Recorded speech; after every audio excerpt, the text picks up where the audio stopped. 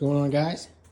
So today we just picked up two Polaris Matrix Khaos, the Boost models, 165 tracks, similar sleds, just snow checked, a few different little accents here and there. So what we're going to be doing today is we're going to be putting a Aftermarket can by Bikeman Performance on this one, and then this one I've already got tore apart and stuff like that. But you can see here, this one already has the can on it. I put that one on this morning. So let's just do a little sound comparison here. You can kind of see the size difference on them. Pretty big size difference. Okay.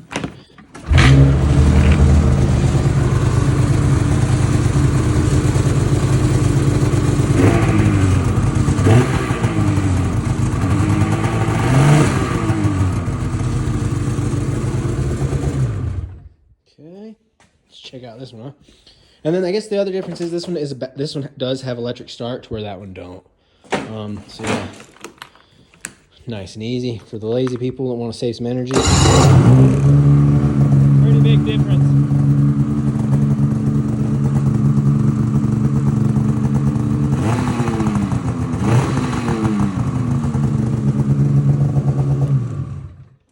So yeah. Let's go ahead and put that other can on this one. Same can, everything going on. But yeah, to do that, I'm just going to kind of show you guys how to go through it and do it. What you got to do is obviously you just take off those side panels. Where the side panels aren't off on this one yet, so I can show you. But there's a tab there. Make sure I do it right. Yep, there's that one, that panel there, that one there, that tab there, and then that one down there. Just show you guys. So yep, pull that out.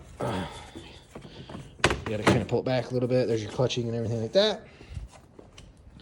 Set that over here on these nice couches. And then there's these little tabs here. Tab there. And a tab here to pull off. Nice and easy.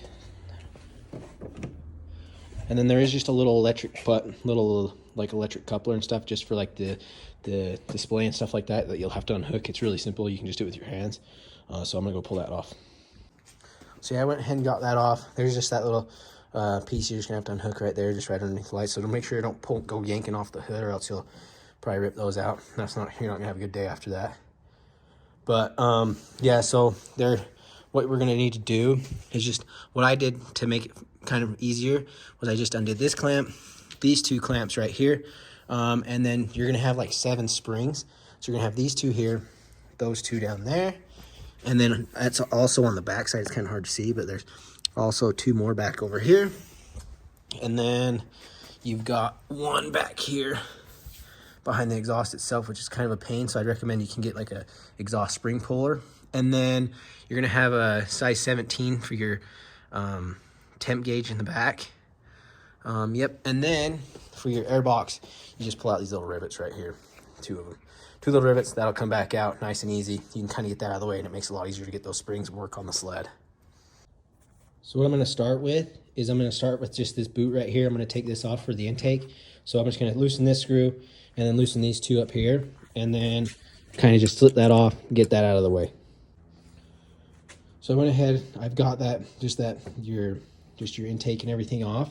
And that just makes it a lot easier. So now you can just kind of see those 2 springs right there. So we're going to have to pull those springs off, these springs off. You have to loosen this clamp right here off the top of your turbo. And then you got some springs there. You got 2 there. The one back behind here, which it's kind of hard to see. Let's see, you got that one right there.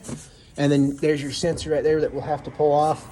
And then this, I would highly recommend you just loosening this right here, which I think would be a 6. But overall, I think all you really need is a 10, a 6, a 17, and a spring puller, and probably a flathead screwdriver. So now I'm just going to go ahead and take off the wastegate here. So I'm just going to loosen this clamp here, and then just loosen these springs here. So I just pulled the wastegate off. So just make sure just your valve there and everything stays in contact. Make sure the sensor don't slip out and stuff like that. And then what you're going to want to do is, let me just set this to the side for now. Set this in here. Just make sure you pull this off because you're going to need it for your other can. And just make sure you leave it like that. Nice and easy. Got all my tools, my little picks. All right, so then now I'm going to go ahead and just kind of loosen up the turbo here. Loosen this, take these springs off, and then pull those springs off back here, and it makes it a lot easier.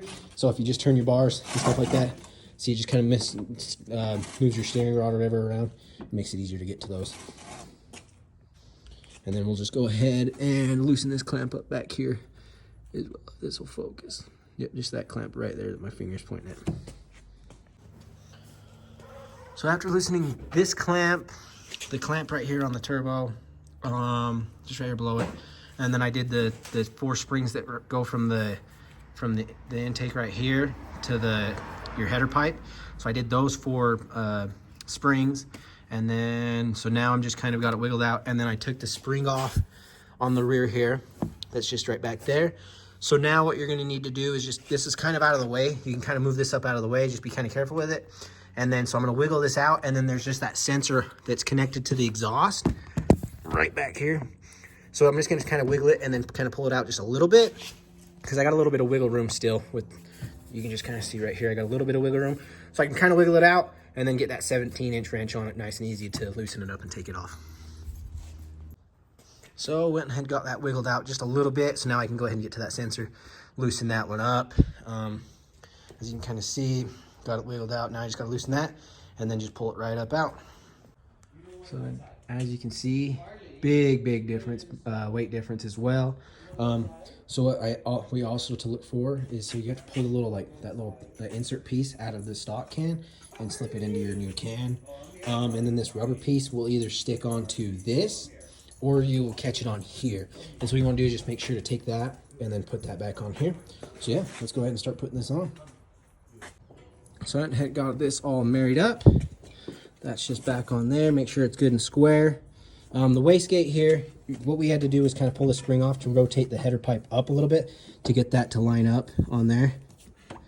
Nice and flush. And then now what we're going to do is just put some clamps there, clamp there, and then bring this boot for the intake back on, put the rivets back in here, right there, and then just don't forget your springs and your sensor. You have easy access to thread it in and out with your 17-inch wrench. But yeah, that's kind of how you get it set up there. So we got everything thrown back together, all the springs, all the clamps, everything tightened up. So everything's good. Got some guys headed out. So yeah, that's how you do it. Like and subscribe, comment, or ask any questions that you may have. Thanks for watching.